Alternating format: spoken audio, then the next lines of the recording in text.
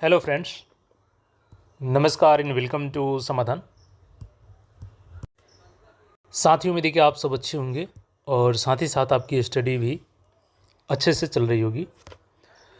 साथियों, बिहार एसएससी ने जैसे कि 14 मई को बीएसओ में रिजेक्शन लिस्ट जारी किया था टेक्निकल डिग्री के आधार पे 34,000 प्लस अभ्यर्थी इसमें बाहर हुए थे और उनसे फिर रिफंड के लिए रिक्वेस्ट मांगा गया था और उनको 16 मई से 4 जून तक का समय दिया गया था कि आयोग को आप मेल कर सकते हैं या डायरेक्टली ऑफिस में विजिट करके डॉक्यूमेंट सबमिट कर सकते हैं फिर रिफंड के रिगार्डिंग, या बाय पोस्ट भी भेज सकते हैं। और मेल के रिगार्डिंग ये मेल दिया गया था कि इस पर आप लोग मेल कर सकते हैं, जिसमें आपके BE, BTech, BCA, BBA, BSc agriculture. हमने इसके रिगार्डिंग आपको अपडेट किया था और सबने अपने आवेदन भी किया होगा। कुछ अभ्यर्थियों का क्वेरीज है कि वो आवेदन नहीं कर पाए हैं, तो देखिए आप लोग उस समय गलती कर दी, आवेदन करना चाहिए था आप सबको। और कल से बहुत सारे अभ्यर्थियों को क्वेरी आ रहा था कि सर 2 महीने हो गए और मेरे को रिफ़ंड नहीं मिला है, तो मैंने सोचा कि इसको क्यों ना प्रैक्टिकली देखा जाए। तो मैंने आप लोगों से कम्युनिटी में रिक्वेस्ट मांगा कि किन किन लोगों ने आवेदन दिया था, किन का रिफ़ंड हो गया है, किन का रिफ़ंड नहीं हुआ है। तो थोड़ा सा उस आंकड़ा को हम लोग देख लेते हैं, फिर आपको क्या करना है कि रिफ़ंड मिले वो चीज़ बात करेंगे। फिर एग्ज़ाम कैलेंडर, जैसा कि आप सभी को पता कि फेब वाला तो इनका कैलेंडर फेल हो गया, अब फिर से इनका कैलेंडर आ रहा है बहुत जल्द। 2 वीक के अंदर आपको पब्लिकली प्लेटफॉर्म पे आ जाएगा, यानी कि सबको पता चल जाएगा कि कब से इनका डेट है। तो इसके बारे में भी बात करेंगे, क्या कुछ इस पर क्या नया कैलेंडर पालन होगा आयोग से या नहीं हो पाएगा। देखिए, कल हमने 21 घंटे पहले ये कम्युनिटी में डाला था पोस्ट आप सबके क्वेश्चन के आधार पे ही कि जिन्होंने भी 34,000 जो अभ्यर्थी हैं आवेदन किए हैं तो उनका रिफंड मिला है कि नहीं। तो जैसे इसमें पहला ऑप्शन था कि हाँ मुझे मिल गया है, तो 28% अभ्यर्थियों ने ये बताया है कि हमें मिल गया है और लगभग 72% अभ्यर्थियों का है कि नहीं अभी मुझे प्राप्त नहीं हुआ है। और लगभग 1300 इसमें वोट आए हैं, यानी कि 1300 एक अच्छा खासा का आंकड़ा आया है इसमें, जिसमें कि अभ्यर्थियों ने ये अपना बताया है। यानी कि लगभग अभी भी 72% अभ्यर्थियों का नहीं आया है, यानी कि 1/3 अभ्यर्थियों का ही यहाँ पे रिफ़ंड मिला है अभी तक। अब देखिए, जिनका रिफ़ंड नहीं आया है, चूँकि 2 महीने हो गए, 4 जून को ही लास्ट डेट था और आज देखिएगा तो आपको 22 जुलाई चल रहा है, तो लगभग 2 महीने होने जा रहे हैं और अब तक रिफ़ंड नहीं मिला है। तो सबसे पहले तो आप जो रिफ़ंड के लिए रिक्वेस्ट डाले थे उसमें चेक कर लीजिए कहीं आपके तरफ से कोई उसमें मिस्टेक तो नहीं है।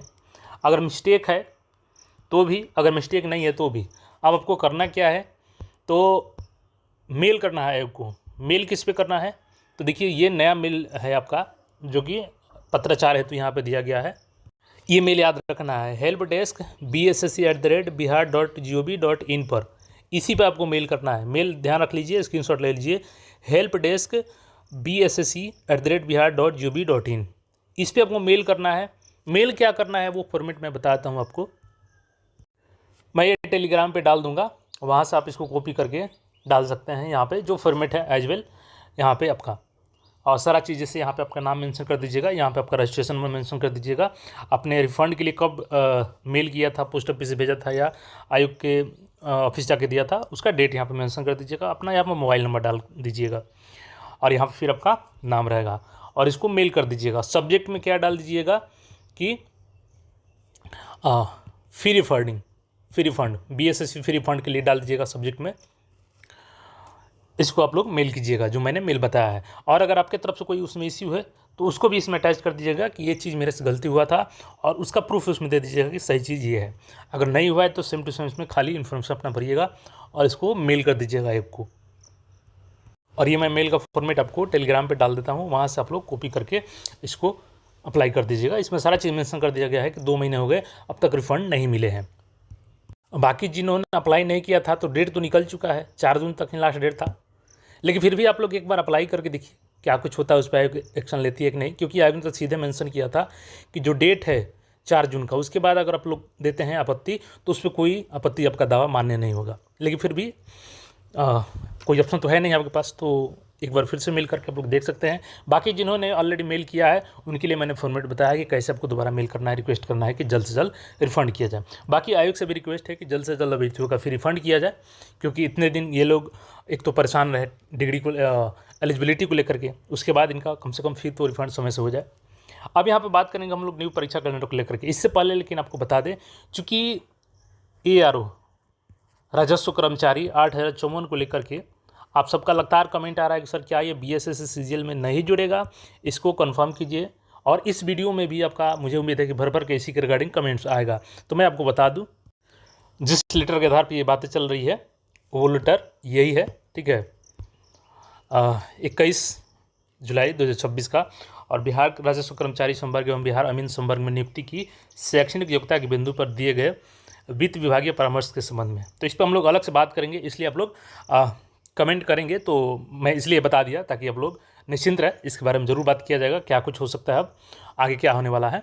क्योंकि मैंने कल भी आपको बताया था कि अभी तक बीएसएससी को ऐसा कोई रिक्वेस्ट नहीं गया है विभाग के द्वारा कि आप वैकेंसी को रिटर्न कीजिए। तो मैंने कल ही बताया था और अभी भी नहीं गया है। लेकिन अब इस लेटर के बाद क्या स्थिति बदलेगी, क्या उनको रिक्वेस्ट भेजा जाएगा बीएसएससी को वैकेंसी को विड्रॉ करने के लिए, तो इस पर हम लोग अलग से बात करेंगे। परेशान नहीं होना है आप लोग को।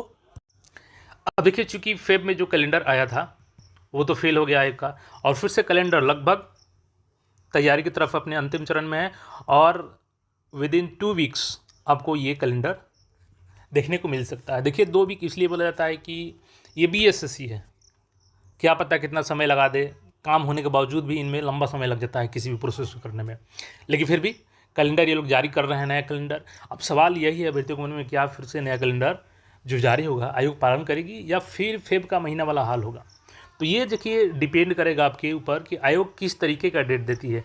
क्योंकि आपने जब फेब में कैलेंडर जारी हुआ था ना, तो आपने भी देखा होगा एक ही मंथ में जुलाई में ही सारे एग्जाम का डेट ये लोग दे दिए थे।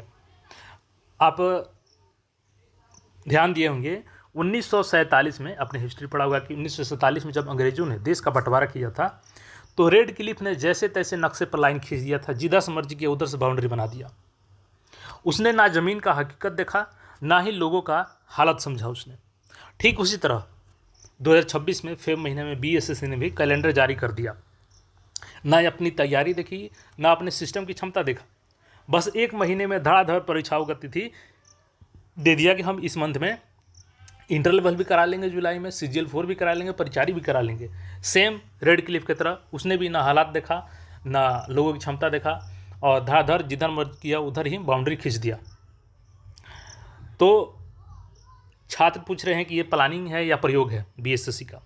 लेकिन अभी इस बार देखना होगा कि कैलेंडर में जो डेटें आ रही हैं वो किस तरीके से, क्योंकि कैलेंडर देखने के बाद ही पता चल जाएगा कि आपका कैलेंडर फ्लो किया जाएगा कि नहीं किया जाएगा।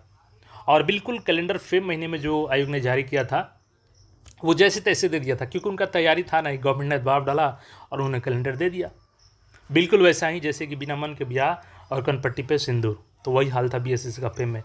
लेकिन इस पर चूँकि सारा टेंडर भी इनका लगभग हो चुका है, तो देखते हैं हम लोग कैलेंडर इनका जो भी आता है उसमें कैसे ये लोग डेट देते हैं, उसी के आधार पर तय होगा कि कैलेंडर फ्लो होगा कि नहीं होगा। लेकिन एक उम्मीद है कि इस बार फ्लो किया जाएगा, तो तैयारी भी करते रहें। बाकी हम लोग जो राजस्व कर्मचारी वाला न्यूज़ है उसको अलग से हम लोग कवर करेंगे, वो सारे डॉक्यूमेंट्स है हमारे पास।